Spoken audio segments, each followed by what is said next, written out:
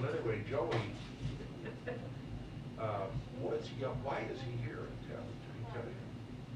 Him and his wife moved here, I think, searching for a gig. He's living in a nice place too, in Connecticut. Connecticut, not too far from the, group. Yeah, that's right. Yep. Nice guy. Yeah, nice guy. And you know, I covered his first campaign when he won the nomination for Congress. He's got TV in but that redistricting. Looking out. Yeah.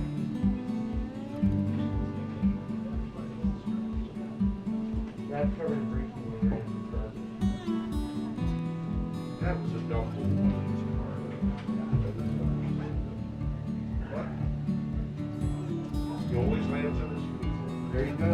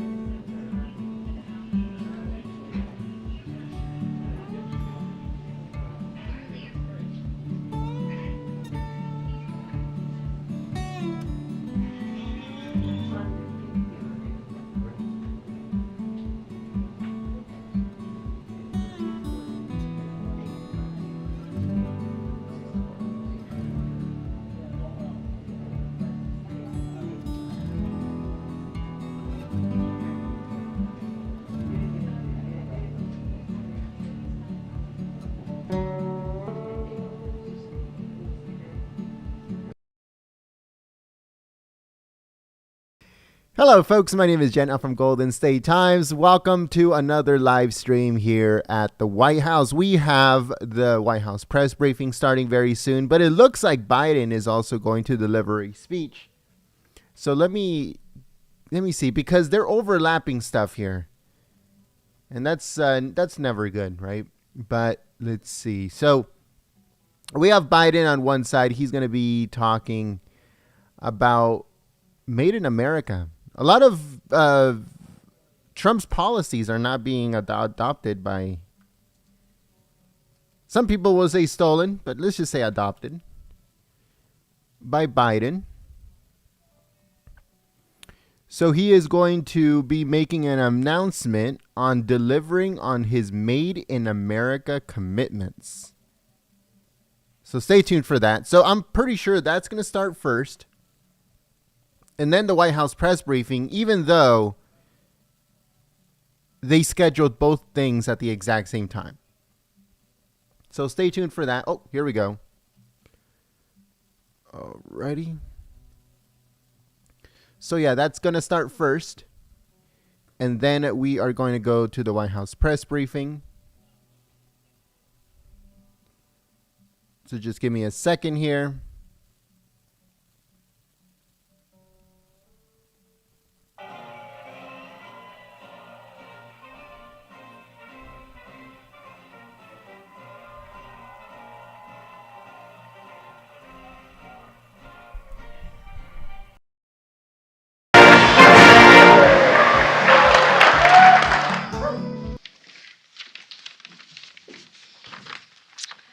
Good afternoon.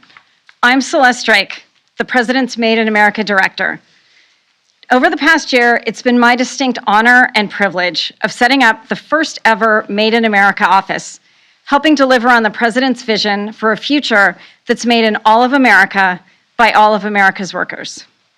The Made in America office is working to coordinate a whole of government strategy to ensure that when the federal government spends taxpayer dollars, we support American workers and American firms.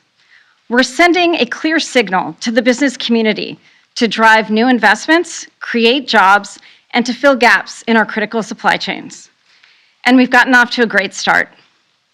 With the bipartisan infrastructure law, the Biden-Harris administration and Congress are working together to make a once-in-a-generation investment in building a better America, modernizing airports, bridges, and rail, ensuring communities have clean water and affordable high-speed internet, and investing in the sustainable clean energy industries we need to compete and win in the 21st century.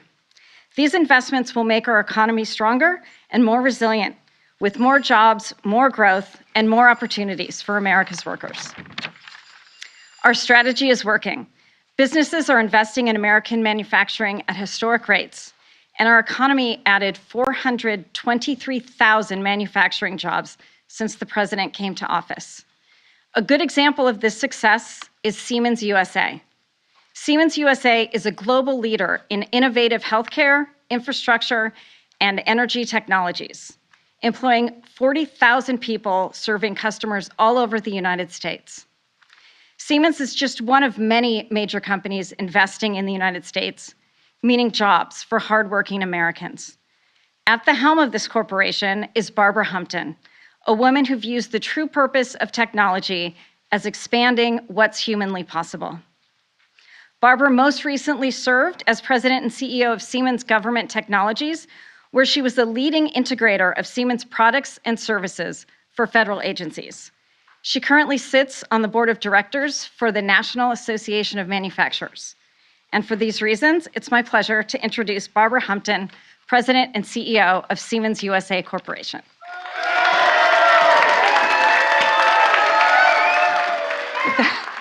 Thank you, Celeste, and thank you, Mr. President, for inviting us to the White House for this announcement.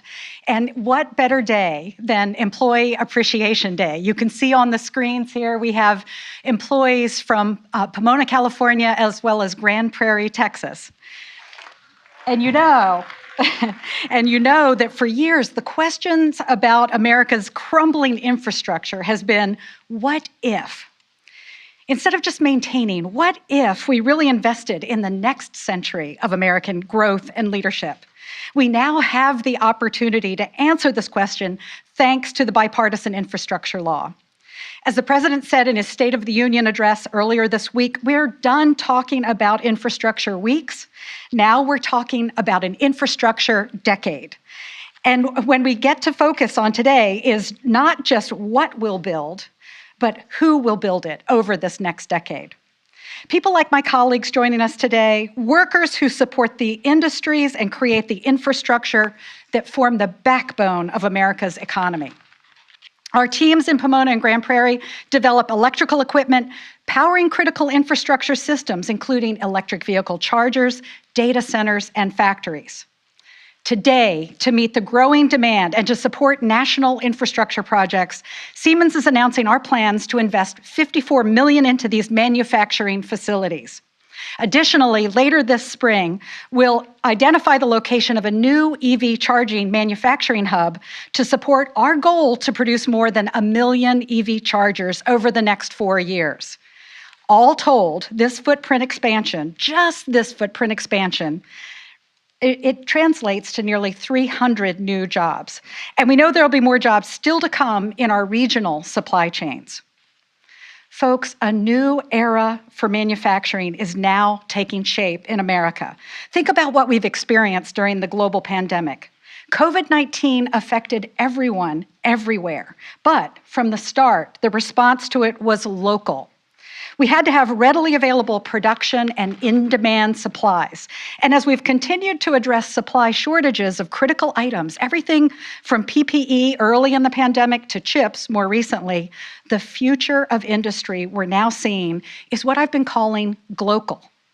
We've seen how essential global innovation can be, and it will continue so. But as supply chains have been disrupted, and we've also seen how important it is to be able to establish local production capabilities, we see that we can build resilience against future disruptions.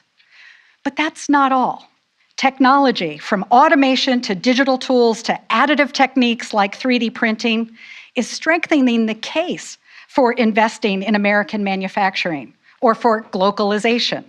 It's strengthening the case for making things in America for American customers, leveraging state-of-the-art technology, and being able to co-locate manufacturing with research and development, just like we're doing today as we partner with national manufacturing institutes in Detroit, Chicago, and Silicon Valley. All of this leads to more resilient supply chains. I'll add that when Intel CEO Pat Gelsinger was here in January to announce plans for new U.S. semiconductor plants, we heard Pat voice his support for funding the CHIPS for America Act to boost U.S. semiconductor production. And I'd like to join Commerce Secretary Raimondo and the President in supporting targeted investments in research and development and in industrial modernization projects. We're glad to see bipartisan support for growing advanced manufacturing in America at greater speed and scale, and we urge Congress to take action. Let's continue to work together across the public and private sectors to build this industrial base. And I'll say this, we have some real work cut out for us when it comes to inspiring the next generation of workers to join in what we're building. At Siemens, we're actively recruiting for more than 2,400 jobs, open jobs today nationwide. Approximately a quarter of our hiring demand is in manufacturing, where nationally there are currently more than 800,000 job openings. So I'm looking forward to handing it over to Lonnie Stevenson, President of the International Brotherhood of Electrical Workers, in just a minute. But before I do, I want to share one final idea about how we build this workforce. Because I really think a lot of it comes down to addressing the myth we hear so often that investments in modern technology will relegate workers to the sidelines. Folks, for the first time, a human picked up a rock and used it as a tool. Tools and technology have elevated the role of humans. And the future of manufacturing is no different. It's no different even as we introduce tools which, frankly, I never could have even dreamed of when I started my career as a software programmer in the early 1980s. I mean, we actually were using slide rules back then. But today in Grand Prairie and Pomona, they use our digital twin technology that was instrumental in supporting NASA's Mars rover mission, software that combines the real and digital worlds. And in Grand Prairie, they've also deployed advanced robotics. Yet what I saw when I last visited Grand Prairie wasn't fear of an automated future, it was actually excitement. Workers weren't being replaced. A new training program for technicians was teaching them how to program robots. Instead of being focused on repetitive tasks, workers were running multiple machines. They were programming the delivery of parts for the next shift. Multi-generational teams were working together to increase product, quality, safety, and speed to market. So, as our infrastructure investment leads to new orders that spark transformation across American manufacturing, we're not going to automate people out of the process. No, I promise you, we will expand what's humanly possible. We'll expand opportunities for people at all stages of their lives, their careers, and education to shape a future that's more sustainable, resilient, and equitable. Mr. President, thank you so much for bringing us here today. And now I'd like to introduce Lonnie Stevenson.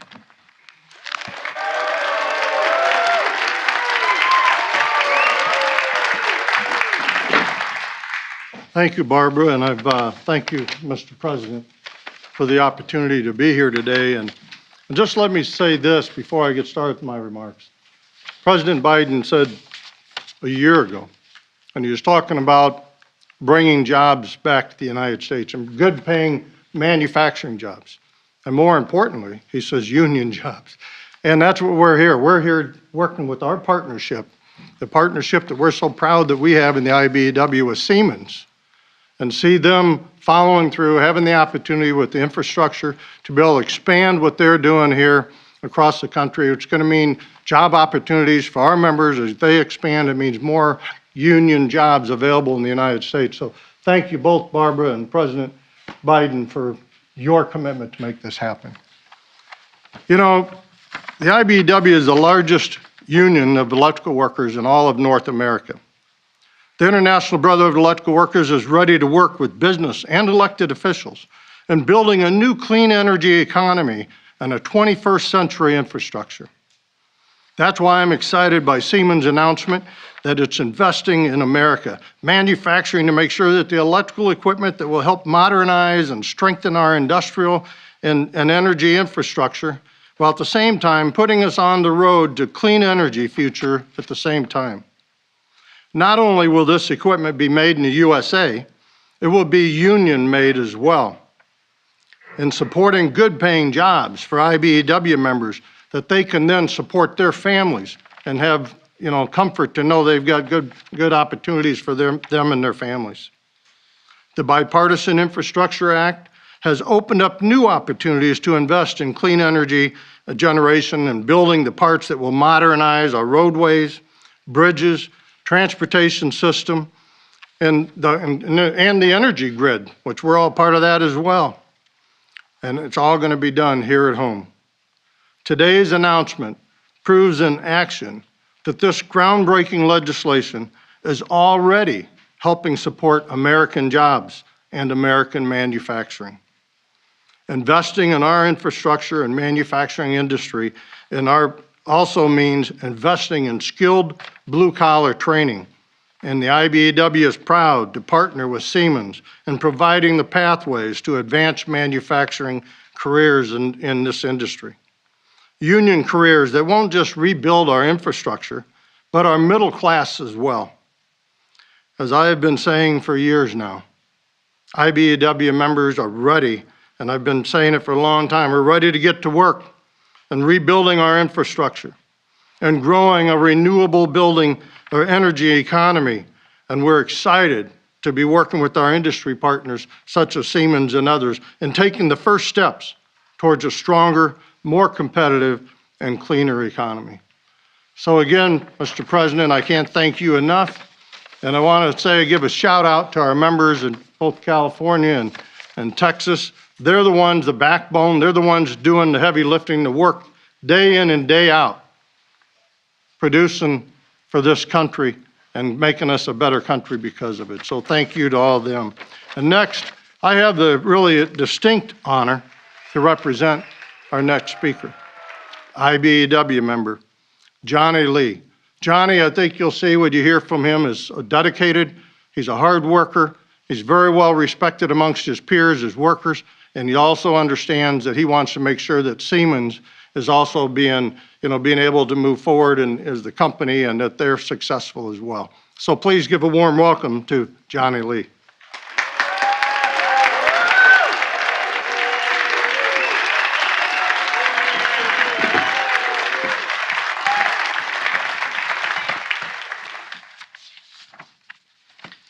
Good afternoon.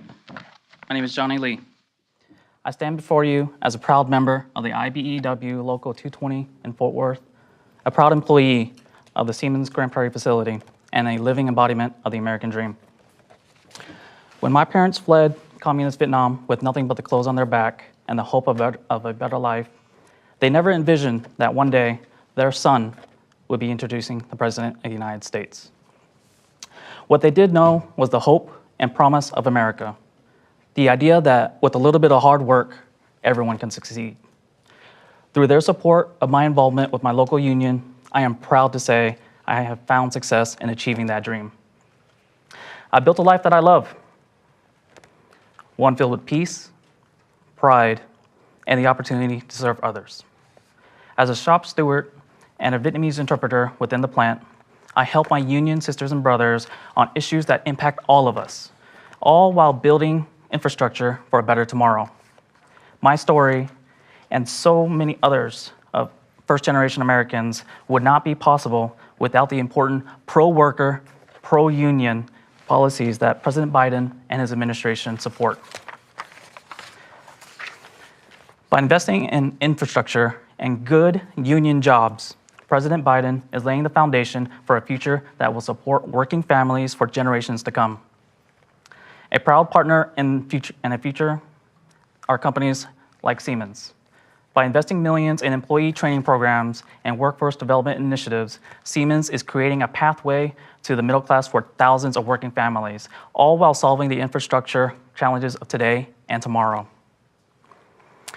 It's true that individual sacrifice and hard work are central to the American story. But as my contribution shows, the American dream is also about a belief in a greater good. An idea that when we work together, everyone can prosper. I am proud to be a part of that dream. It is now my distinct pleasure to introduce to you the President of the United States.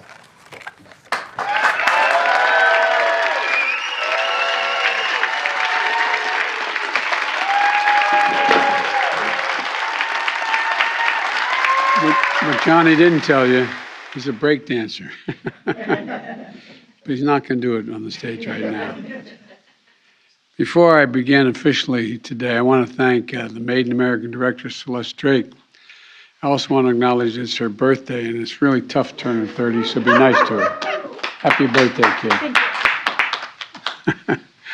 And Johnny, thank you. Thanks to all your co-workers. I just had a chance to meet before you all came in. And I want to thank Barbara Humpton, Siemens. Lonnie Stevenson, president of the IBEW, one of my closest buddies, and he's been my friend for a long, long time. Earlier this week in my State of the Union address, I said there was something happening in America, starting with historic economic recovery that we're seeing right now. And today, we've learned that in February, our economy created 678,000 new jobs. 678,000 new jobs. Over the course of my presidency, our economy has now created 7.4 million jobs. More jobs created in a 13-month period than any time ever before in our history. And we've learned that in February, the unemployment rate fell to 3.8%, down from 6.4% the day I took office, beginning in 2021, which is the fastest decline in unemployment rate in recorded history because of all of you. And by the way, before the American Rescue Plan passed, the Congressional Budget Office didn't project our unemployment rate to hit 3.8% at any time over the entire decade. Americans are back to work. Yes, family budgets are still tight, but a lot of Americans are getting paychecks this year more than they got last year, and restoring the dignity of work so they can show up at work with some pride. You know, job gains in February were broad-based across sectors, from construction to retail to manufacturing to leisure and hospitality. The decline in unemployment rate was broad-based as well. The fact that unemployment rate among workers without high school degrees fell to 4.3%, the lowest on record since we've been keeping records, 4.3%. It's amazing. Workers' weekly earnings rose in February. The people in working class sectors like transportation and warehousing saw some of the strongest wage gains. This is what it looks like to grow an economy, from the bottom up and the middle out. Because of the progress we've made in fighting COVID, Americans can not only get back to work, but they can go to the office and safely fill our great downtown cities again and gaining more commerce. With 75% of adult Americans fully vaccinated and hospitalizations down by 77%, most Americans can remove their mask, return to work, and move forward safely. Today's news is a welcome reminder that we're coming back stronger as a country and as a people. You know, we've been through two of the hardest years this nation has ever faced. The pandemic has been punishing, as many of you know, and some of you may know it from a personal standpoint. Maybe you lost someone in this process. You got up this morning and looked at an empty chair. Well, it's been punishing, but we're coming back. And so many families are still struggling, though, to make ends meet because of inflation. I understand our top priority must be getting prices under control. Look, our economy roared back faster than most predicted, but the pandemic meant that businesses had a hard time hiring enough workers to keep up and production in their factories. The pandemic also disrupted the global supply chains. When factories close, it takes longer to make goods and to get them to the warehouse and get them to the store, and prices go up. Just take a look at cars. Last year, there weren't enough semiconductors to make all the automobiles people wanted to buy. They had a lot more money in their savings accounts and in their paychecks, but they weren't able to go out and spend it on leisure because of COVID. So what happened? They decided that they were purchasing products like everything from homes to automobiles to hard products. And the price of automobiles, for example, went way up. More people seeking them and fewer being made. And we have a choice. We have a choice. The way to fight inflation is to drive down wages and make Americans poorer, or have a better plan to fight inflation, lower costs, and not your wages. The more semiconductors we make in America, and by the way, they were invented here in America. The semiconductor was invented in America when we went to the moon. And when we do that, when we focus on making sure that we make those again in the United States of America, so few are being made, we make a heck of a lot more cars. And you bring prices down. The supply chain is filled. Investment in America, rebuilding roads, bridges, airports, ports. We invest in innovation in America. That's exactly what we're doing. Look, as a result, we're seeing more jobs, more hope, and we're also seeing something else. The rebirth of pride. The rebirth of pride that comes from stamping products made in America. And we're seeing the revitalization of American manufacturing. And that's what I want to talk a little bit about for the next few minutes. Today, companies are choosing to build new factories when just a few years ago they would have built them overseas. They're investing right here in America. On this very stage, we were standing before Intel. The chairman of the board of Intel was here. He announced a $20 billion investment to build a semiconductor mega site outside Columbus, Ohio, creating 10,000 new good-paying jobs. A portion of them are the construction jobs, but the full-time jobs, the average salary in those places are going to be $135,000 a year. And if Congress passes the Bipartisan Innovation Act, Intel is ready to increase their investment from $20 billion to $100 billion. You know, as I said, we invented the semiconductor, but we have been making them in America for a long time. We had to import them. We had to wait. It cost more. And that's what I mean when I say dealing with the supply chains. Since I took office, companies have announced investments totaling more than $100 billion in electric vehicle industry for the future. The iconic companies like Ford, GM, new electric vehicle production, Tesla, our nation's largest electric vehicle manufacturer, to innovate and inspire younger companies like Rivian, building electric trucks, Proterra, building electric buses. Last month, the MP Materials, which operates the only rare earth mine in the United States, announced a $700 million investment by 2025 that will have a fully domestic end-to-end supply chain for the magnets that are used in electric vehicle motors, wind turbines, and defense systems. We're investing that money here in the United States. And the Union Pacific Railroad announced the largest purchase of American-made battery electric locomotives in history. And guess what? They're built in Western Pennsylvania. All told, the economy created 423,000 new manufacturing jobs in America, paying decent salaries just since I entered office. There's also another reason this is happening.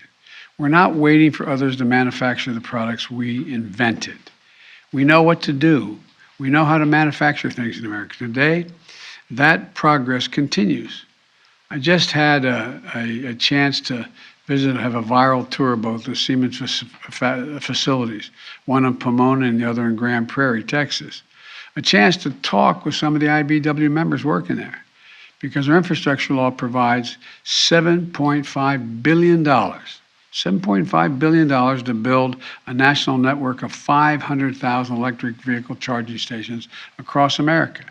And it also provides $16.5 billion to modernize our power grid, how we move electricity across America. Companies like Siemens are investing here in the United States of America. And you just heard from Barbara, Siemens is announcing a $54 million investment to upgrade and expand those facilities in Texas and California that develop high-tech, high-value electrical equipment that is used in electric circuitry, switchboards, electric vehicles, chargers out on the highways, and data centers. This announcement alone is going to create 300 new good-paying, cutting-edge manufacturing jobs. Folks, America's coming back. It really is. In addition, Siemens will be building an entirely new facility to make charging equipment for electric vehicles. The location of that facility will be announced later this year. I don't know where it is, so don't ask. A lot of my colleagues in the Congress are going to be saying, Joe, where's it going to go? I don't know. But it's going to be in America and help us continue to grow our clean energy economy. Look, folks, when I ran and got elected, I said I wanted to rebuild America. This is what I was talking about. And we want to see a lot more stories like this one. So when the taxpayers' dollars to rebuild America, that's what they are, taxpayers' dollars, we're going to buy American. Buying American products to support American jobs. And by the way, these are the best products in the world.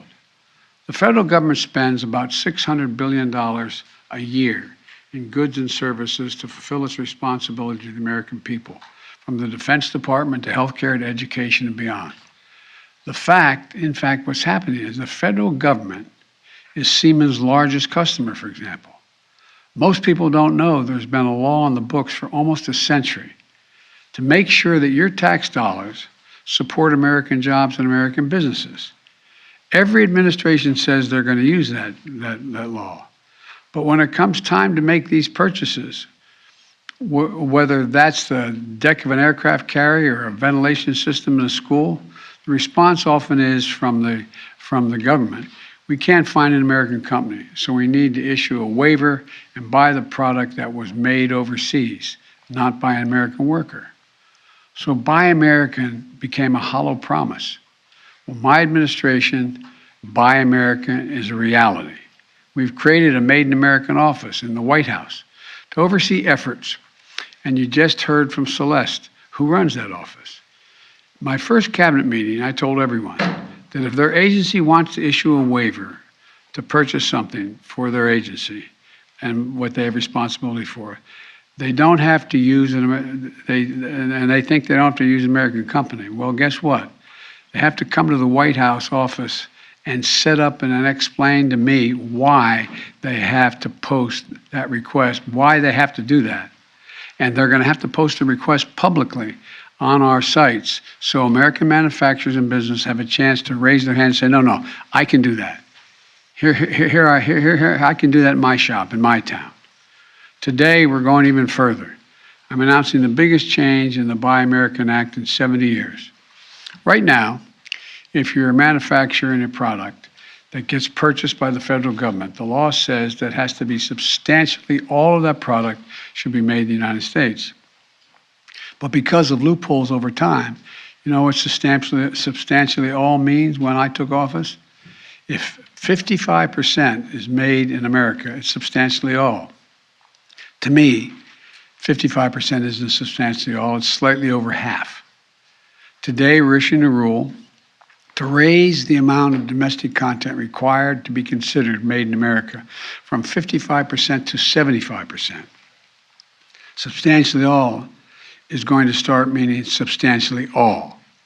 And today we're also announcing a new framework for critical products where we know we need stronger, more resilient domestic supply chains. We saw during the pandemic that supply chain disruptions can put American lives and livelihoods at risk. You know, when we needed the most, we were short on masks, gowns, gloves, ventilation, and other essential health products we had to buy abroad. So we're creating a new price preference. What this means is that if we're identifying some product that is so critical to our national security, health, or resilience, that we're going to create rules that allow us to pay a little more for them if they're made in America. We're talking about things like semiconductors, some pharmaceutical agreements, advanced batteries, among other things. It's worth it for us to ensure that we have a domestic capacity to protect us from shortages and price spikes in the future. And yes, we're going to keep trading with our allies and friends, and we're going to work with them to ensure every single country can create global choke points for critical goods. Can't have those choke points. But we also need a resilient supply chains of our own so that we're never at the mercy of other countries for critical goods ever again. And by the way, when I say buy American, I mean buy all America. I want to increase the share of federal spending in goods and services that go to small businesses in America, the backbone of our country. Last year, I released a plan to increase the number of contacts that go to small disadvantaged businesses by 50% by 2025. This means more contracts will go to Black, Brown, Native American, women-owned, veterans-owned small businesses in every state and territory, in every industry from services to manufacturing to agriculture. Already we're seeing success. Women-owned businesses have won contracts to provide masks for the government, clothing for the Marines. Veteran-owned small businesses are now producing specialty trucks and trailers for the Department of Veterans Affairs and the Army. We're seeing other Buy American successes, which will allow us to make synthetic rubber gloves in Alabama, fibers that go into N95 masks in New Hampshire, shipping containers in Maryland. The list goes on. And here's what it all adds up to. Today, I'm placing a bet on America. Everyone here is going to make sure that it pays off, everyone on this stage. What I say today, what we've seen in the past months, is more reason why we need to reject the defeatist view that the forces of automation and globalization mean we can't have good-paying union jobs manufactured here in America. Our manufacturing future, our economic future, our solutions to the climate crisis, they're all going to be made in America. And what that means to build a better America, well, it does. We're going to build a better America as a consequence. So thank you all very much, and I thank my colleagues for being here, and I understand a lot of Siemens folks are in the front row there too. Welcome. And thank you all in California and in Texas. Thank you.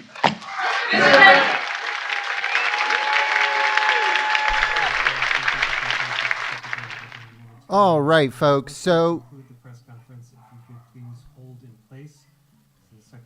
all right, folks. So the White House press briefing should start very soon here as we get ready to go. Both things at the exact same time, like always with these people. So just give me 1 second here. The White House press briefing is starting in just a moment. So let me switch over.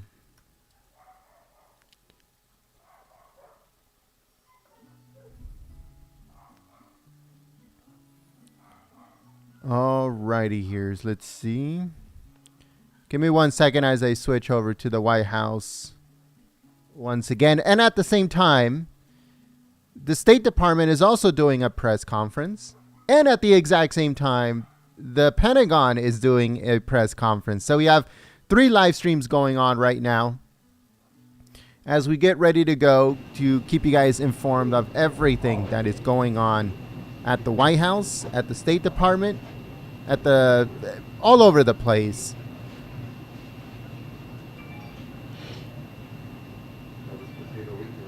And I think the hot mic is now on. I believe the hot mic is now on. That's why I feel that I will,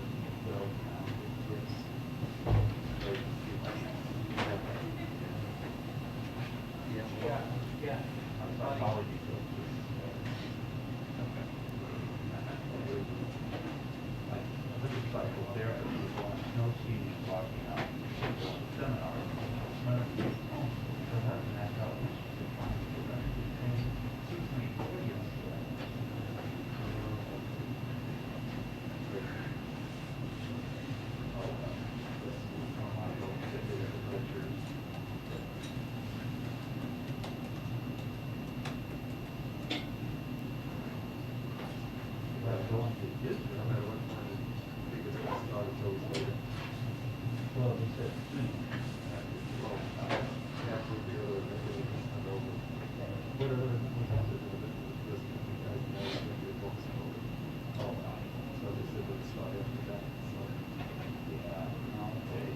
So when we see the influx of people coming in, it's over. Right.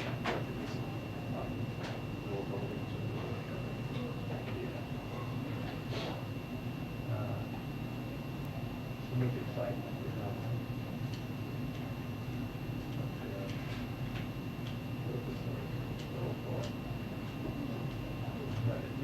Ukrainian protesters.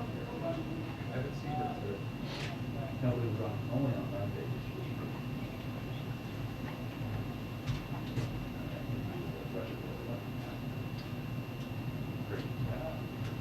Hey.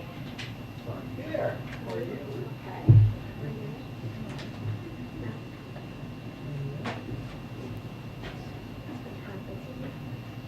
This is just your cup of tea, though. Right. I'm ready. Been 40 years, like, working away on, right? Very strong, so I have a working duty. Without you this time, too. No, I'll be there, don't worry. Are you there? We're going, we can't not go. Are you good to see you? What's new for you today? Beautiful day. Waiting for the time change. I was gonna say, I would have happily welcomed the WHCAC. Actually, it's actually. So what is the theory?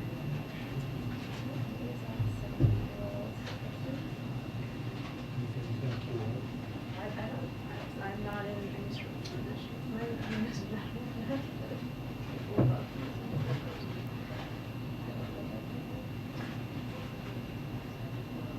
Like, I have this new system. It's so confusing to me. Oh, and new editing. Yeah, so I just like posted a story and wrote through it. But now I need the original story. So when do you have that? Tonight. I'll be there. I may be, but I will get. Oh, I'm sure. Oh, yeah, you're taking the office. It's really interesting. Yeah, I like that. You're going right on Yeah, where are we having the full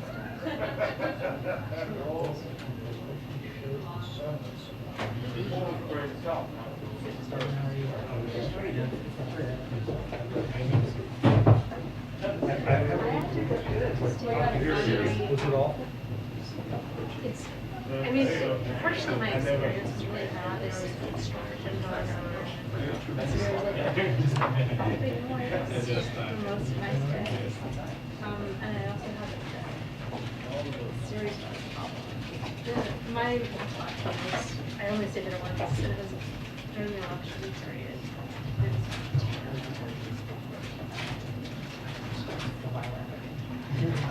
was Are you going?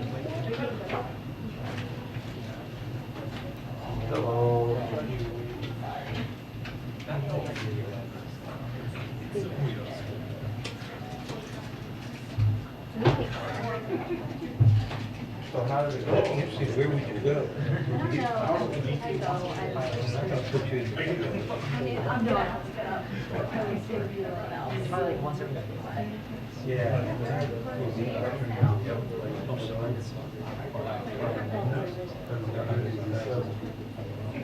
Yeah, so I could end up there or just like in the balcony.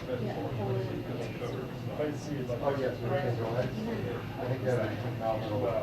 That is worth whatever it's been for, we don't. But it's entirely like the Yeah, form. it's a focal point shot. I don't know, Knickermass specifically. Hey! I'm okay. I'm bringing this giant stick that I'm sure I'll hit somebody with, but like, I feel like the pool's gonna get full, so. Hi, friends. Hello. Not yet, not yet. He has the meeting with the president. Right. At like 2:30. Is that 2:30? I think so. It's 2:30. Yeah, it feels very soon.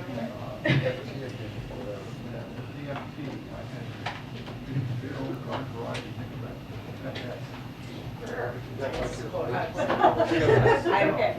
It's all, I feel like we just run around with our heads cut off, so we just stay hot all the time. Hi. What's going on? Not a whole lot. Yeah. You can't look at the back. So how long is this briefing even gonna be? Yeah, look at you. Thanks. I'm sorry, not a mess, so long. I know, it's been months. I think we're gonna have enough time to do the whole briefing and then we'll Oh, start. really? Okay. I'm Are we hoping. gonna do on the back end instead of on the front end? Oh, the spread. Oh, right. No, I think so. Okay.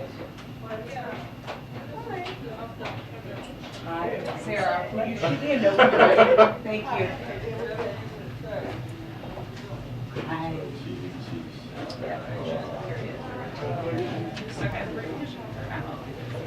Sarah, just tell Mega when you're ready. Okay. I got it. Thank you.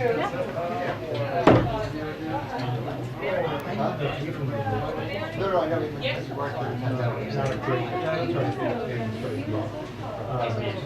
No, no, she'll be done. but,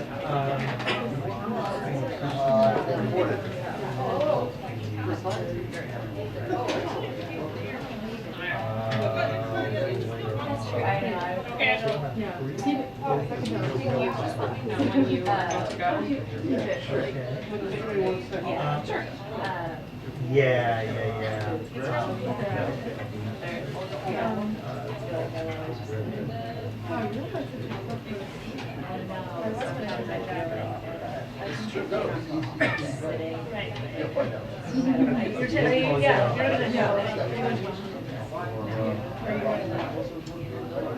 Yeah, eventually. Okay. I have a presentation that we're good. We're good? Amazing. Sitting in that stuff. Thank you, thank you. Seriously? Yeah. This night, we were actually discussing dinner. Yeah. Is there a restaurant? The restaurant is really good, and as a fun tip, Chris Coons brought a bunch of outfit for the tradition. And evidently, 2 minutes to the briefing, 2 minutes to the briefing. 2 minute warning to the briefing, 2 minute warning to the briefing. All right, folks, so 2 minute warning. Please share the live stream on social media and don't forget to click the thumbs up button. It helps out Golden State Times immensely. If you are going to miss the State Department press briefing, they're right now in Belgium. So the press conference is in Belgium. When it comes to the State Department, this one is at the White House. You're tuned into right now. That's from the White House. But the State Department is also having a press conference. That one is from Belgium. And then the State Department is said to have a press conference in just a few minutes. So all of them will be going on at the same time. If you missed any of them, they will be uploaded onto the channel. So in case you're interested in checking them out after the White House press briefing with Jen is done. Thank you so much, folks. 2-minute warning.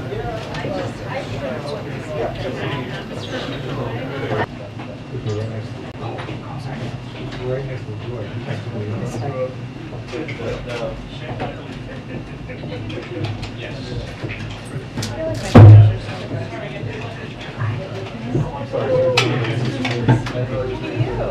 So they're crushing life right now. I just had to look to see if they're running on the script. That's fine. Which is satisfying. Yeah. This is all part of the attempt to grow. How are you? Hey. No, I just did. I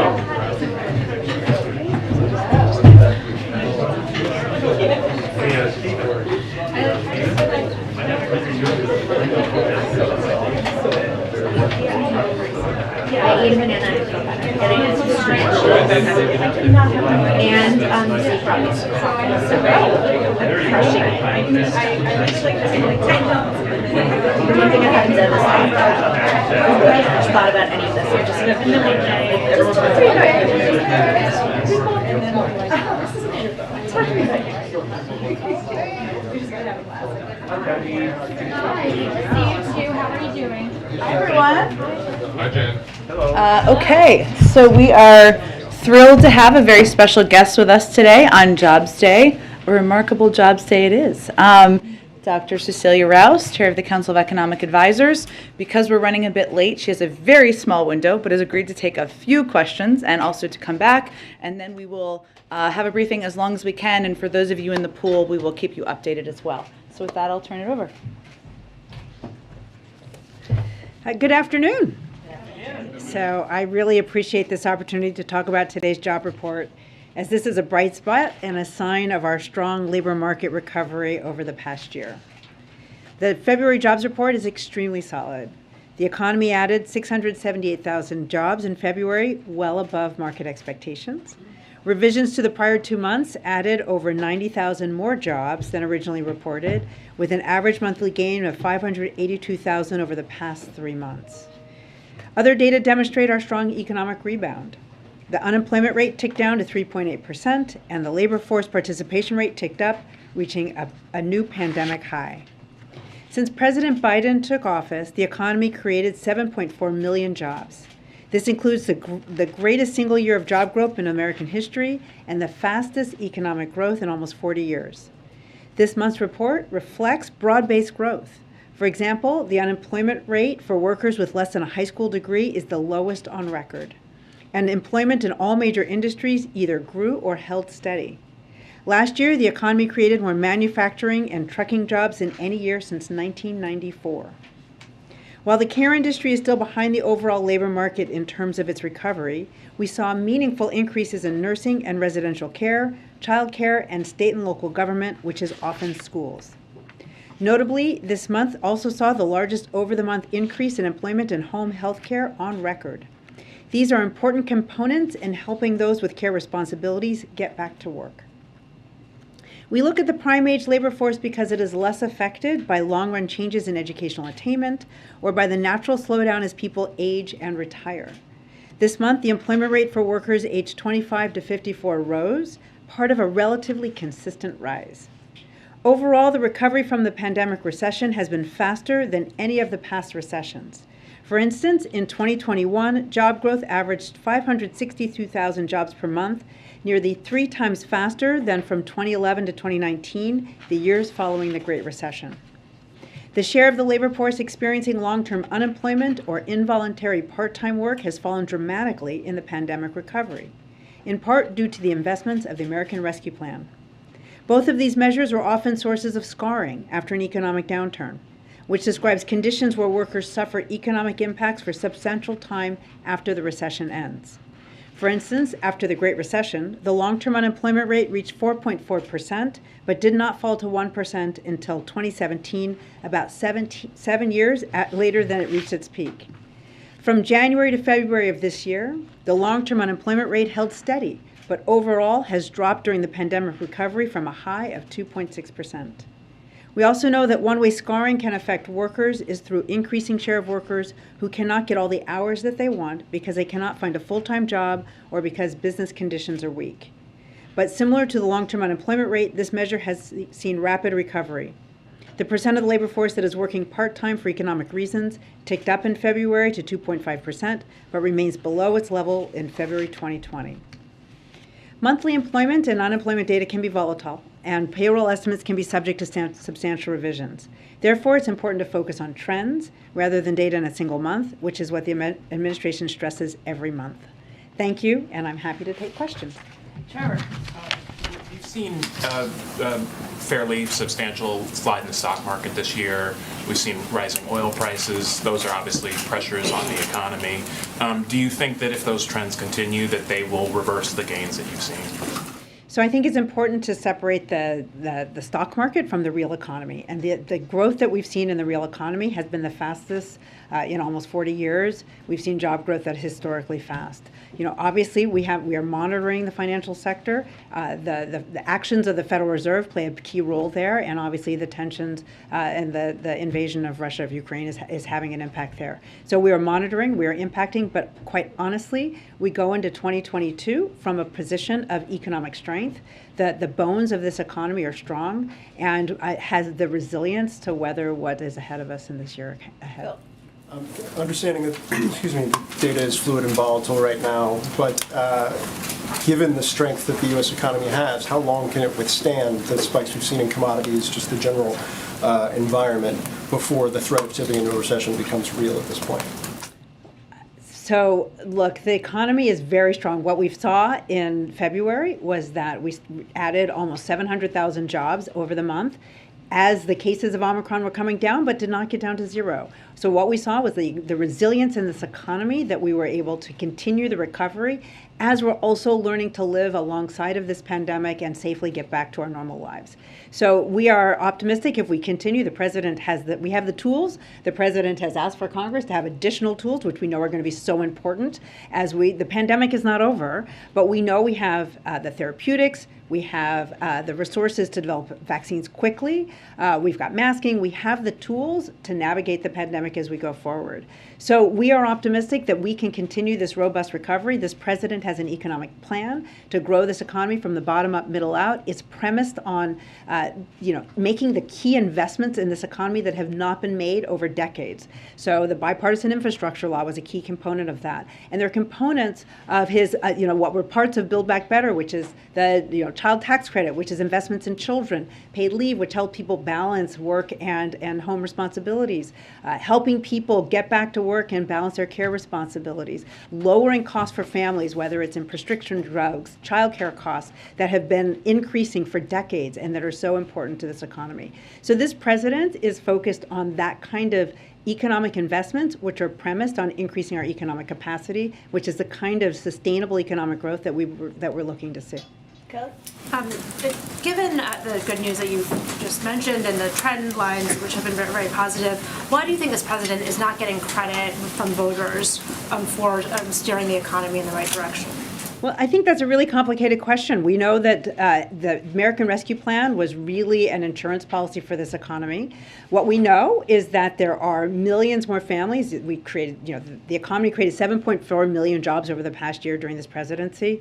And so we know millions of families are able to, have a job and put food on the table and pay their bills. What we know in the confidence data, a lot of that is premised on inflation. And we do have inflation. The president has acknowledged that. We understand understand that. He is focused on that. But what people also report is that their own finances are fairly healthy, but they see the kind of uncertainty in the economy that is there. So we're a pandemic-scarred society. That's not just the economy. There's uncertainty as we navigate our way out of this pandemic, and then the tensions, between Russia and Ukraine are going to add to that uncertainty as well. As you describe the strength in the economy, if there were a policy decision made to stop importing Russian oil, what impact would that have? And do you see a resilience in the American economy to withstand that? So again, we're in a very good position. What we know is that, from the U.S. economy, we don't import a lot of Russian oil, but we are looking at options that we can take right now if we were to cut the U.S. consumption of Russian energy. But what's really most important is that we maintain a steady supply of global energy.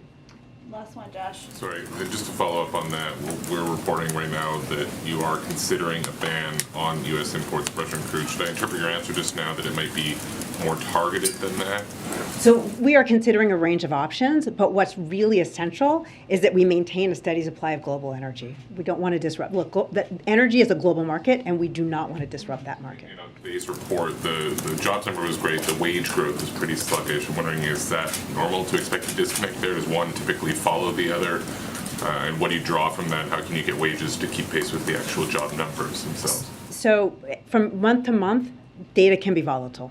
And so that's why we don't focus on month-to-month changes, especially in wages. But we did see robust growth even for lower wage industries, and we know that over the year wages are up. But the president's economic plan is really about having increases in wages that are sustained by increases in productivity, and they're really premised on the increase in the economic capacity, and that help families by lowering costs on those, in those areas, healthcare, prescription care, childcare, that we know have been really squeezing pocketbooks over several decades. Thank you, Dr. Rouse, for joining us. Thank you. You're welcome anytime. Okay, I just have 2 items for all of you at the top. I just wanted to provide, I know we announced this yesterday or the day before, but a brief overview on 2 critical urgent funding needs the administration has sent to Congress. First, to provide assistance to Ukraine. The United States has already provided over $1.4 billion in assistance to Ukraine since 2021, and together with our European allies and partners, we are holding Russia accountable for its unjustified and unprovoked invasion. To continue this important work, we're requesting $10 billion to deliver additional security assistance for Ukraine, to provide life-saving humanitarian assistance for the Ukrainian people, and more support for stronger sanctions enforcement and for U.S. troop deployments to reinforce NATO's eastern flank and deter Russian aggression. This is an urgent priority. I think everybody would agree. Democrats, Republicans, the American people, and it is urgent so that we can continue to deliver on our commitment to support the Ukrainian people. Second, the other part of our request is on COVID-19 response. While we now have tools like vaccines, treatments, tests, and high-quality masks to protect people, we didn't get here by accident. It's a result of wise investments over the past 14 months that led to this widespread availability. And I would note that we did that while we had the rise of 2 variants that weren't even planned for, of course. Well, they were planned for, but we had to account for them, I should say, in our spending. We need additional funding from Congress to secure more medical supplies to keep this country moving forward. And let me be very clear, this is an urgent request, and this is what is at stake in our fight against COVID. By May, our current supply of monoclonal antibodies will stock out. By July, the current supply of pre-exposure prophylaxis drugs used to protect immunocompromised people will stock out. Funds are needed in March to secure additional supply in July. You have to order them ahead so that you have them when they're needed when you run out of stock.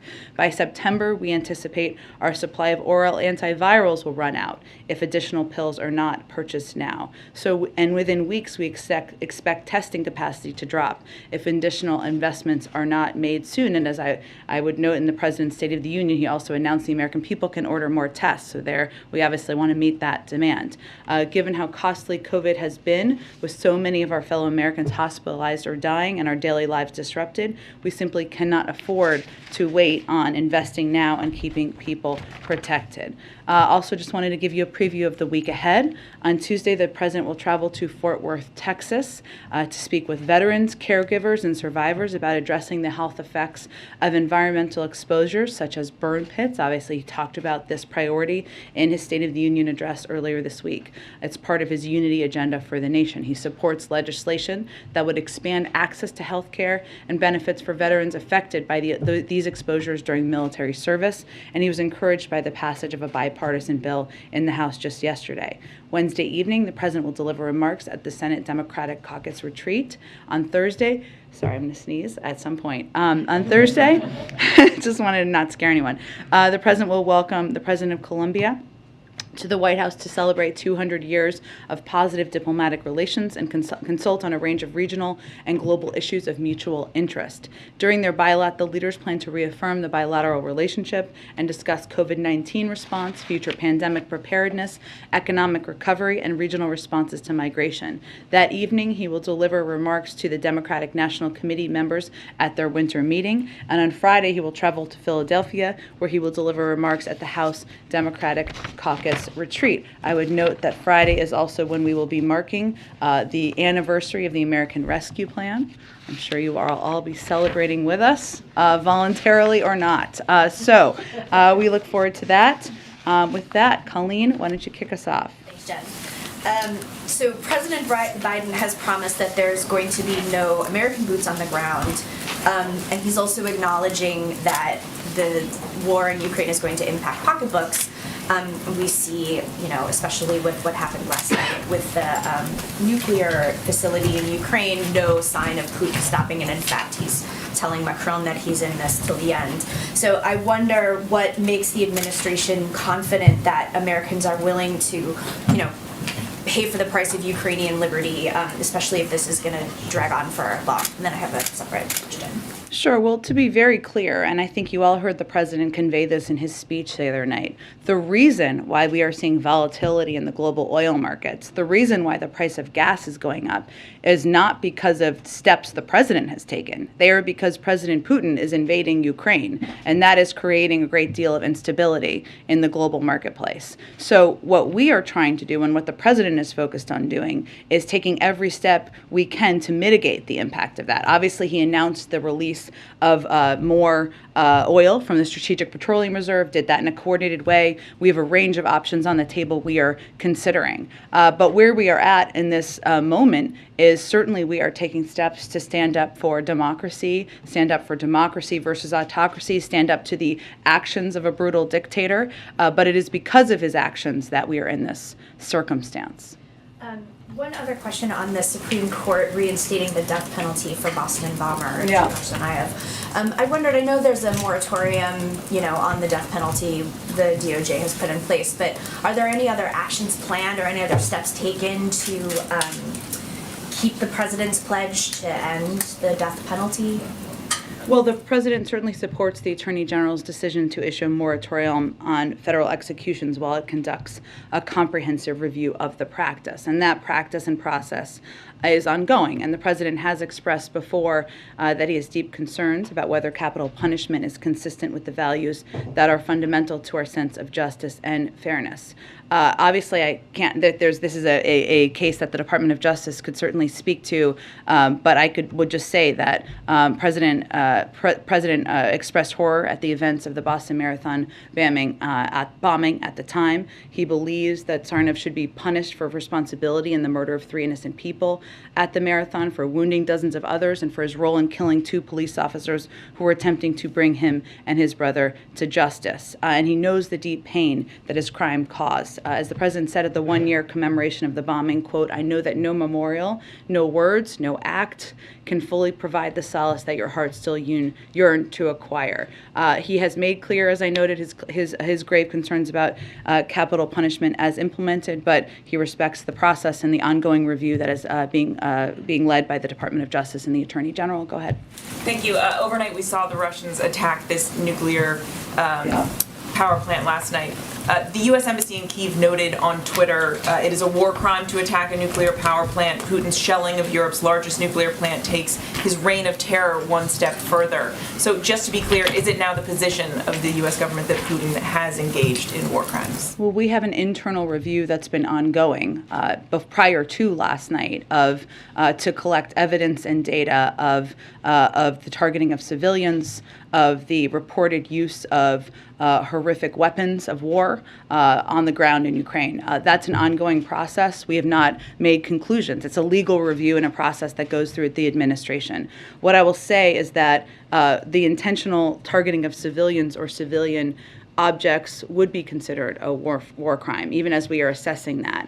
Regardless of the legality, this action was the height of irresponsibility. The Kremlin must cease operations around nuclear infrastructure, and we have, of course, remaining concerns. I would note that just on the in the developments that have happened overnight as it relates to the nuclear power plant, I mean, obviously the Russian government's actions were extremely reckless and dangerous. They could have posed a profound threat to the safety of civilians in the region and beyond. We do applaud the ability of the Ukrainian operators to keep all 6 reactors in safe conditions while under attack and to report as they were able to the nuclear regulator, which certainly was helpful. As you know, last night the president not only spoke with President Zelensky, he also spoke last night to the head of the National Nuclear Security Administration for an update on the situation at the plant.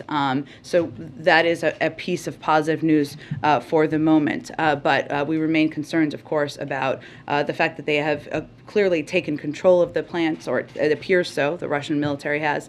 The best step for nuclear safety would be for Russia to immediately withdraw its forces around the facility. And on the Hill, we've now seen this really sort of broad range of bipartisan support behind this legislation to ban Russian oil imports. The Speaker has said she's all for banning Russian oil. I guess first, just what is your stance on the Senate bill, and is this something that the President would sign?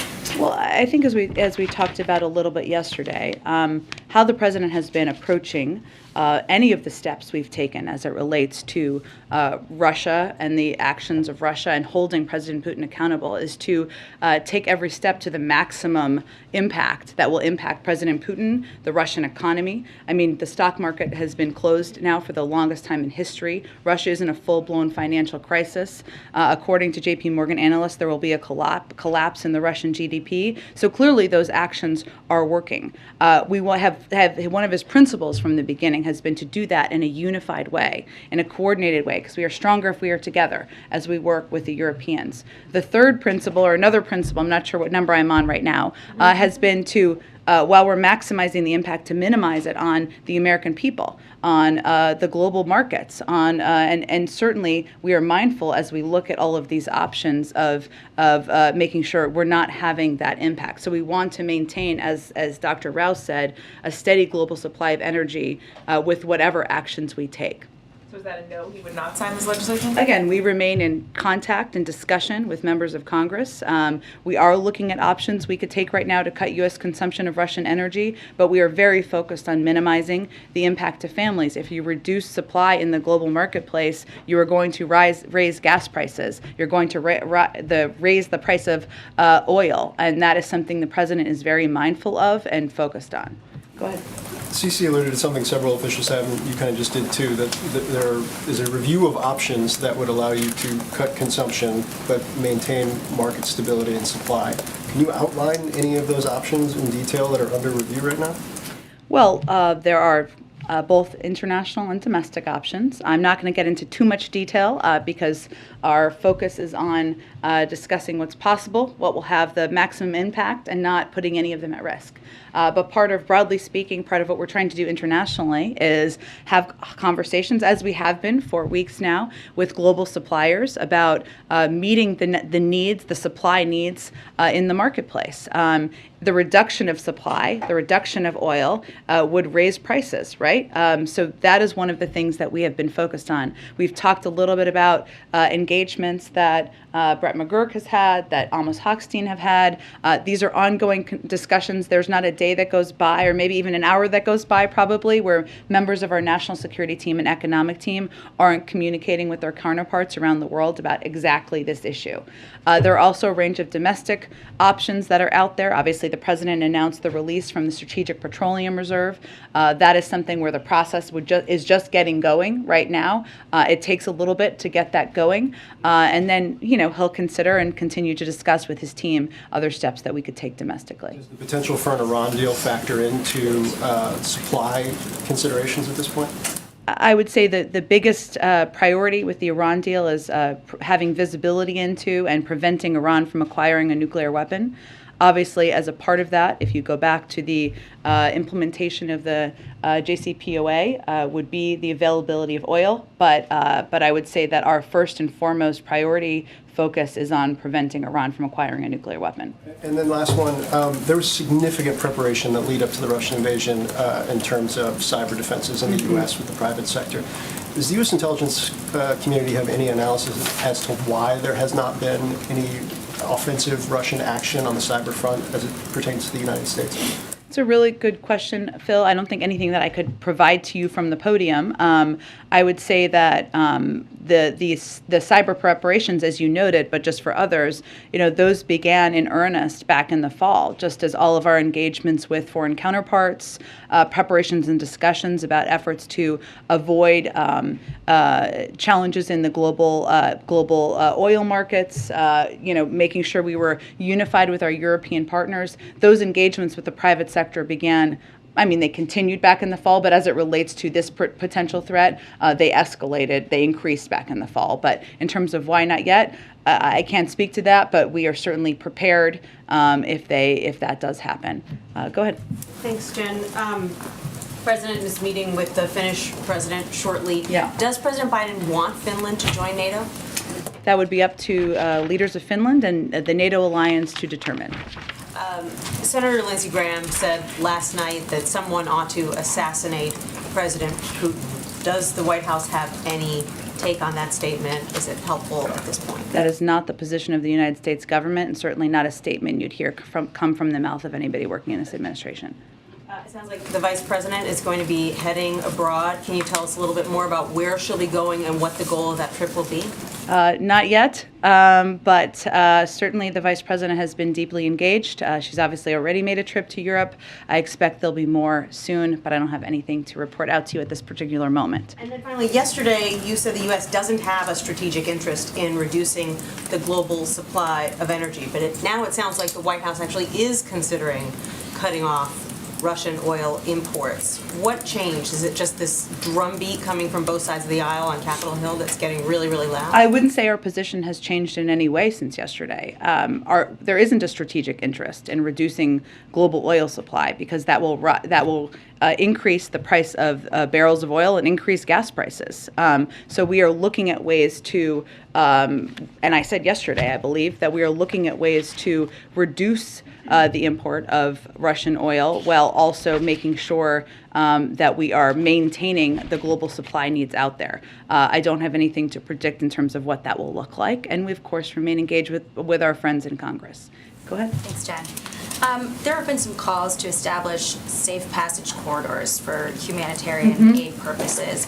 Is that something that the U.S. is at all working on? And then how would it be enforced? Because in 2014, the Russians killed a whole bunch of Ukrainians who were trying to flee in a similar fashion. Well, we are in close contact with Ukrainian leadership to support their efforts, and you're absolutely right. Humanitarian corridors are absolutely critical to help evacuate civilians, provide urgently needed humanitarian aid such as food, water, medical supplies to ensure civilians can travel safely. We've seen and continue to see devastating attacks on cities and infrastructure, including schools, hospitals, and houses that are catastrophic at the hands of the Russian military. So what What we need to see is sincerity about the implementation of humanitarian access, work to establish that quickly. In terms of the implementation of that, I don't think I have any more details to convey here, but I think obviously saying you're going to do humanitarian corridors or conveying an openness to that, to your point, is very different from allowing food, water, medical supplies, and civilians to move. And certainly there would need to be an implementation component, and they would need to take the implementation of it seriously. Is that something that then the U.S. is going to discuss with NATO about potentially getting involved in doing? I just don't have more details on the implementation for you to outline from here, but certainly, the establishment and of humanitarian corridors, the implementation of it, the Russian leadership taking that effort seriously would be something we would welcome. And then following up on Phil's question about the cyber attacks. Obviously, it didn't happen leading up to the invasion, but do we have, as the U.S., a capability of knowing whether or not they tried to do something like that? We have a range of capabilities. I'm not going to get into them from here. And then what happens if, you talked about the legal reviews happening for the war crime element earlier. What happens next if the review finds that Putin did commit war crimes? Then what happens? Well, there's a range of means. I would say first, while we have our own internal review going on, and if we as we continue that, we will provide any information to both the International Criminal Court, the UN, other entities that are investigating from an international standpoint. We also helped pass a resolution at the UN Human Rights Council to establish a commission of inquiry, which would be an entity where we could provide information that could support future investigations and also determine, to your question, I think, accountability measures. We also joined 44 other countries in establishing an expert mission through the OSCE to investigate possible violations and abuses of international human rights and humanitarian law by Russia and its forces. So typically, obviously, we have a range of resources here, as other countries do, and our focus would be feeding that into the international process. In terms of what you just laid out there, and I know yesterday you said that you didn't see Russia being booted from the UN Security Council because they have a permanent seat. How do you reconcile potential that you have a member of the Security Council that's flagrantly undermining the charter? Is there anything that can be done, especially if he is found to be committing war crimes? Well, I think that's part of the accountability question, right, Jackie? And obviously determination about the future role of any country in an organization would be up to the member countries of that organization. We are one. We are not the only one. But certainly accountability would be a part of that process. Because it would be a concern for the U.S. or for the UN, for their, for everything they stand for to have. I think the UN has been, and the vast majority of countries in the UN have been incredibly aligned and outspoken about the horrific and barbaric actions that they have seen by the Russian military and at the direction of President Putin on the ground. One last one. Zelensky said yesterday that he felt like the whole world was too late. What's the president's response to that? I would say that, President Zelensky has been standing up courageously and bravely in a moment where his country, his own security, his own concerns about his security are understandably under threat. The United States has been working for months to build a global coalition that will hold President Putin accountable. We have been providing a historic amount of security assistance, military assistance, humanitarian assistance, economic assistance to President Zelensky and the Ukrainian leaders, and we will certainly continue to stand by his side. Go ahead, Kelly. Can you give us any sense of a timeline or a triggering event that would result in this policy change regarding Russian oil and any decisions that may be forthcoming? Is that imminent, or is there something that, is there an outside event that you're waiting for? I wouldn't say, Kelly, it's an outside event. I think our continuing concern continues to be, everybody wants to hold President Putin and the Russian leadership accountable. Everybody supports the efforts that President Biden has been leading around the world to put in place crippling financial sanctions, and they have had an enormous impact. But what we are also mindful of is not taking steps that would have the impact of raising energy prices, raising oil prices, raising gas prices for the American public. And we also are mindful of doing things in a way that is unified with our partners around the world. Can you speak to how the president has steeled himself, hardened himself, if you will? He's made a commitment not to put American troops in a military position in Ukraine. You've outlined all the steps the U.S. and allies are taking, but he's also watching what is happening, as are many Americans who are concerned about the atrocities that are taking place, the loss of life, the civilians that are being affected. Does the U.S. just watch this get worse? Is that what we should all be prepared for? I would just argue we're hardly watching. We have provided $1 billion in military and security assistance, including a range of defensive weapons that we have expedited delivery to the Ukrainian leadership and Ukrainian military. We have been the largest provider of economic and humanitarian assistance. We have rallied the world to stand up against President Putin. We are not watching. The president is leading the world in responding to this. However, he is not going to put U.S. military, men and women serving, on the front lines of battle in Ukraine to fight Russia. That has never that has never been his plan, never been his policy, and he has no intention of doing that. Go ahead. Understanding it's not the position of the U.S. government, what Lindsey Graham said last night. What Lindsey Graham did suggest is that there's no peaceful resolution here while Vladimir Putin is still in power in Russia. Does the president share that view? The president believes there continues to be a diplomatic path forward. That is the path forward that will help resolve what we're seeing on the ground. President Putin has the ability to de-escalate. We have left the door open for months now to be engaged through de-escalation if de-escalation occurs. Obviously, humanitarian corridors, a ceasefire, those would all be steps that would be welcomed. But no, we are not advocating for killing the leader of a foreign country or regime change. That is not the policy of the United States. Quick question on the Iran talks. There was a British diplomat that tweeted this morning that the talks are close. One of the reported demands of the Iranians is that this administration reverse the policy of the last one and remove the IRGC from the list of foreign terrorist organizations. What's the U.S. position on that? Look, we are close. We are making progress, but there's still more work to be done, and I'm just not going to negotiate from here. Go ahead. Jen, the NATO Secretary General gave a really pessimistic assessment of the conflict. He said the days to come are likely to be worse with more death, more suffering, more destruction. Is that an assessment that the White House shares at this point? And is there concern that the tide may be turning here in the favor of Russia?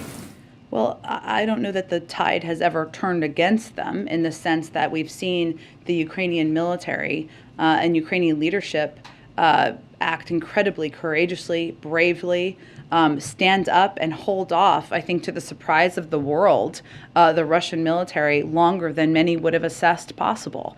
But the ambitions of President Putin have never changed, right? The efforts of the Russian military to charge towards Kyiv have never changed.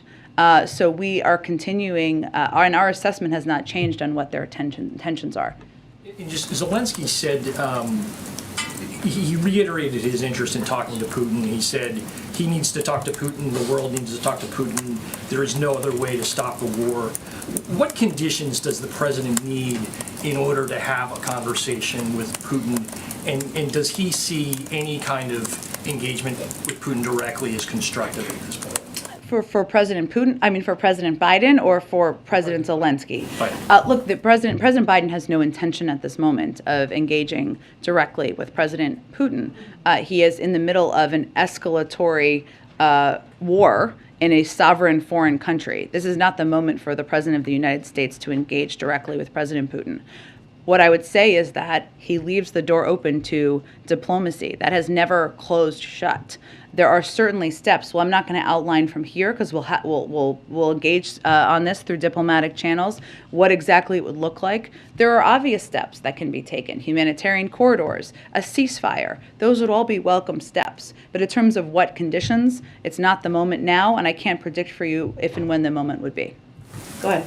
Can I just ask briefly, the president spoke, of course, about the need to confirm his Fed nominees in his State of the Union speech. The Republicans on the committee issued a statement yesterday digging in essentially on Sarah Bloom Raskin. I'm wondering whether the White House remains committed with Senator Brown and advancing all the nominees in one slate, and if you have any response to the Republicans. Yeah, we absolutely do. All 5 of our nominees, including Sarah Bloom Raskin, are well qualified for these positions, and we're calling on the Senate to confirm them as soon as possible. I think it's important to remember what is happening here. The Republicans are not showing up to a committee vote. If one of them showed up, there'd be a quorum to have a vote, and there are enough votes to move her past the committee.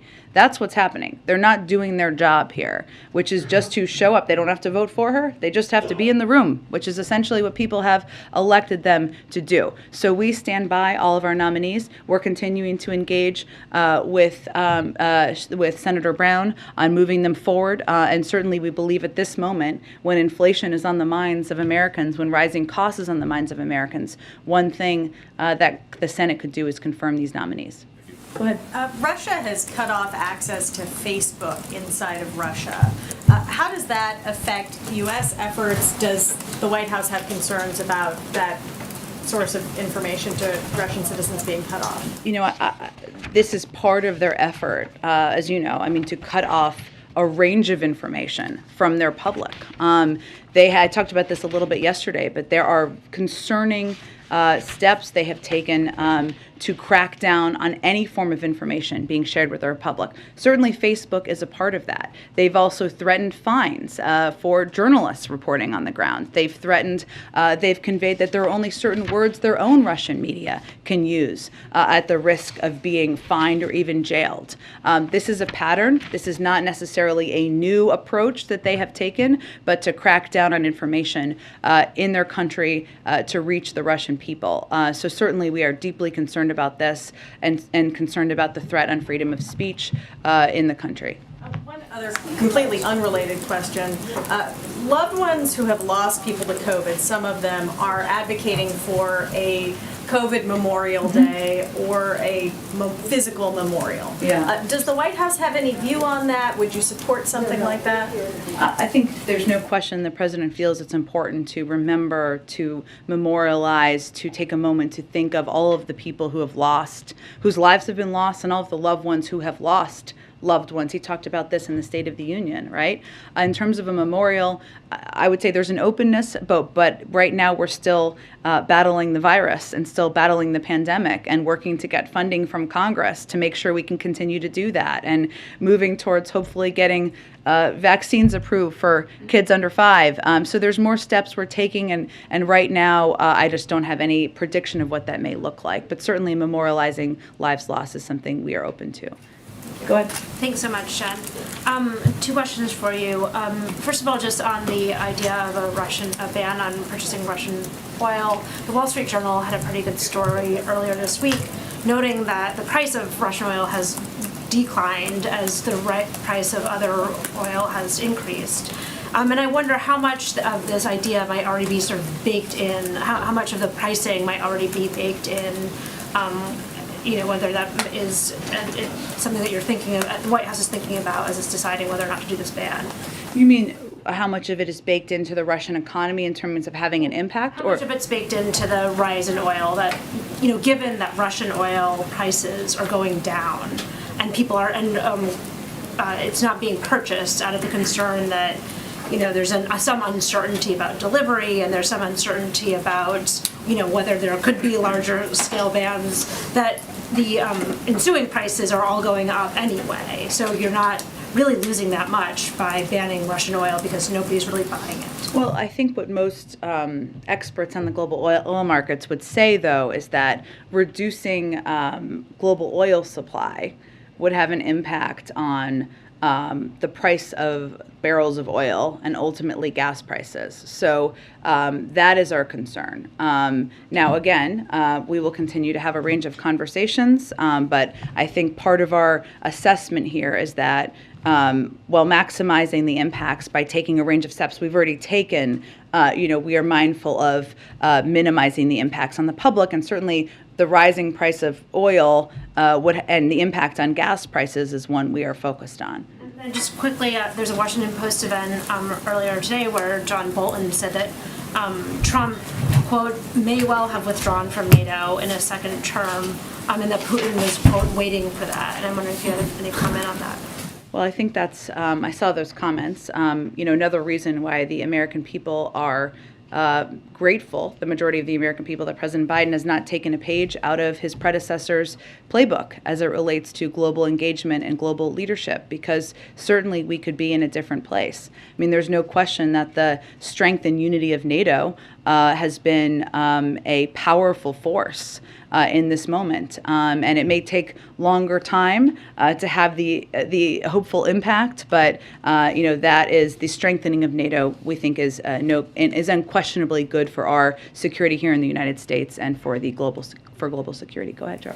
Jen, you said earlier in the briefing that you'd be providing information to the International Criminal Court about any war crimes being committed by Vladimir Putin. It's long been the position of this administration that the ICC should not get involved in countries where they don't have jurisdiction. You've made that argument about the U.S. You've made that argument about Israel. Do you have a different position when it comes to Russia, and if so, why?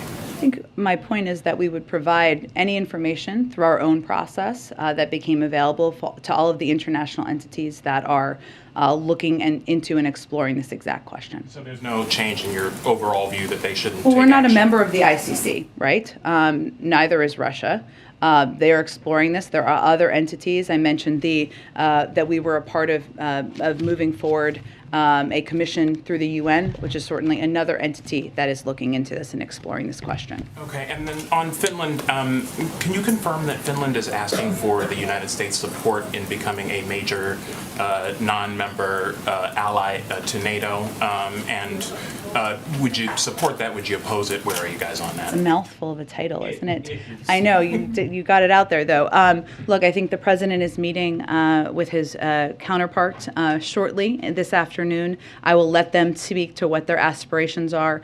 And again, it would be up to NATO, the NATO alliance, to make any determinations about next steps. And just more broadly, just on kind of security guarantees to Finland, I mean, they're kind of in a similar position to Ukraine, right? They're thinking about what kind of military alliances they want to have with the West. And as they're having that conversation and that thought process, Russia invaded one. So does Finland need some kind of similar security guarantees? Do they need more security guarantees than Ukraine got? And what is the U.S. willing to provide? Well, without getting ahead of the meeting, I expect they will discuss, of course, the strong history of the U.S.-Finland's defense relationship, which is complemented by Finland's close relationship with NATO. Finland's current status as an enhanced opportunity partner for the alliance helps ensure strong defense and close security ties in the Baltic Sea region. But again, this is a continuing conversation. I'm sure that their defense and security and our close ties will be a part of it, but we'll let them have the meeting, and then we will have more to say, I'm sure, after it concludes. Go ahead, David. Just following on the Finland thing briefly before I get to my question, I think the phrase is a major non-NATO ally, and that is something the U.S. can designate by itself without having to go to NATO. As you suggested, Pakistan, for example, is a major non-NATO ally. Is that something that we are considering in Finland's case? I think we're going to let the meeting take place, and then we will have more to say after the meeting concludes. Okay. On your answer before on Iran, has the president reviewed the current draft agreement? I understand there are some issues, including some with the IAEA, that are going to get addressed tomorrow when the chief of the IAEA is in Tehran.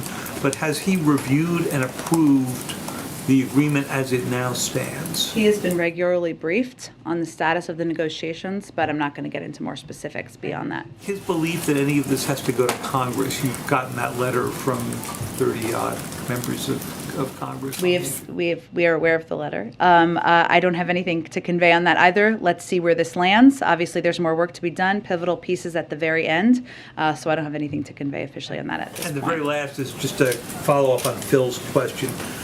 So on the question of why it is that we have not seen more cyber activity by the Russians at this point, do you believe it has to do more with the defenses, as you described, in other words, passive deterrence that wouldn't be able to affect us, or do you think it has to do with something that was happening inside Russia, decisions that they made about when to go use these weapons?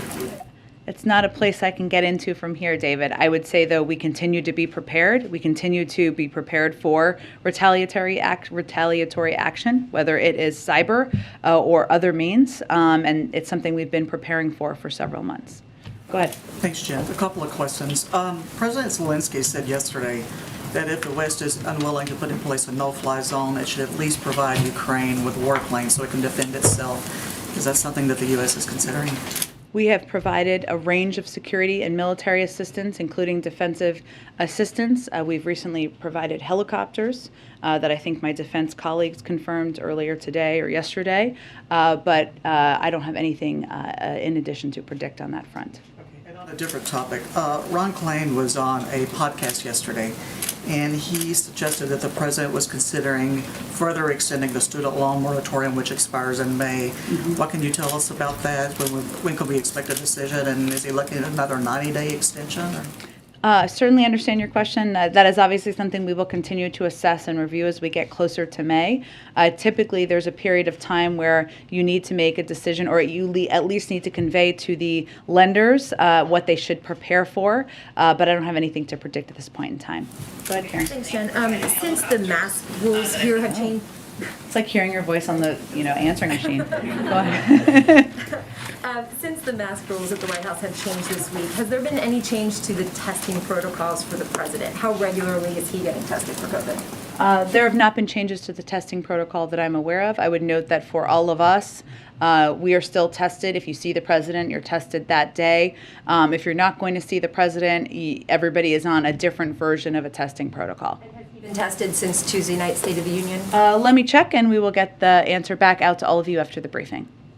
Go ahead. Ukraine asked for foreign reinforcements. What's the White House position on volunteer international fighters who want to go to Ukraine? Would you encourage Americans to go there to fight, or would you rather warn because they are not protected by Geneva Convention, and maybe also it would play in the hand of Putin's narrative of... Well, our guidance continues to be that American citizens should not travel to Ukraine for any reason, so that's where it stands. Go ahead. Thank you so much. A very factual question first. Could you maybe give us the exact number of how many Russian people and entities have been sanctioned by the United States, and how it compares to the European Union, where altogether 680 people and 53 entities have been subjected to... I'm sure we can get you that. I don't have it at my fingertips, but let us get that to you after the briefing. Another one on oil imports again. Sorry about that. Do I understand it right that the United States really won't take that decision unless the Europeans take a similar decision, because Europeans rely way more heavily on Russian gas? And is there this idea that making that decision from here would somehow, not work well with allies? Well, we have from the beginning taken steps in coordination with our allies and partners in Europe, and that continues to be the first principle for the president. And obviously, as we're making any decisions in this space, that would apply. But also, what also applies to this space is our focus, and I think the focus of the Europeans as well, on not taking steps that would create increased volatility in the global oil markets, increase the price of oil, a barrel of oil, or increase gas prices. So we're looking at all of that. Go ahead. Oh, good. Okay, guys, it's got to be the last one. Go ahead. Quickly then, so would the president then welcome Iranian oil coming into the United States in order to increase that supply? Again, there's not a deal at this point in time. While we're close, we're not there. So if and when we get to that point, we can speak to that question. One more. So yesterday you said, less oil supply. You said it again today. It raises prices, and you said so I asked the American Petroleum Institute about those 9,000 leases that you've been talking about. The president and CEO of that group says that a lot of policies that have been put in place by this administration, including a ban on new development of federal lands and federal waters, is really hindering American energy development during a critical time. Also, he says the royalty fees increasing on drilling discourages investment. So are there any plans to reverse any of these policies to encourage investment? I think he may have avoided your question. I mean, because the fact is that onshore alone, as of the start of this year, the industry had more than 9,000 unused approved permits to drill in the United States. I didn't hear him speak to that in particular. And of the more than 37 million acres under lease offshore and onshore to the oil and gas industry, nearly 60% are currently non-producing. Now, obviously, our view on drilling over the long term is different, I would suspect, than the person you spoke to, which is that what overall we need to do here is reduce our dependence on oil. Europeans are doing that, we're doing that, and I think what we're all going through now in this discussion of banning oil imports and the volatility in the global markets, oil markets, is a reminder of that. So, but there's no shortage of drilling leases that can be used domestically to enhance production in this moment. The oil and gas industry is literally sitting on stockpiled leases and permits. Thanks, everyone. Okay. I'm sorry. I think everybody has to wrap and go to the next engagement here. But see you all on Monday or later today. Thank you.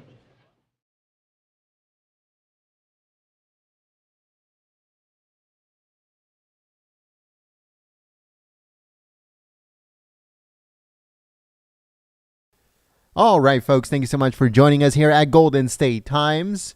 Thank you so much to everyone that joined us for one or all three of the events that we were streaming. We had the White House press briefing, which you're watching right now, or we just finished watching right now. We had the State Department. Secretary Blinken was having a press conference from Belgium, as he is in that country right now, meeting with foreign ministers and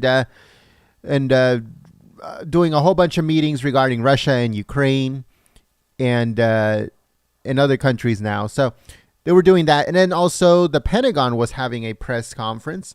So we streamed all of those. If you missed any of them, they should be uploaded onto our channel.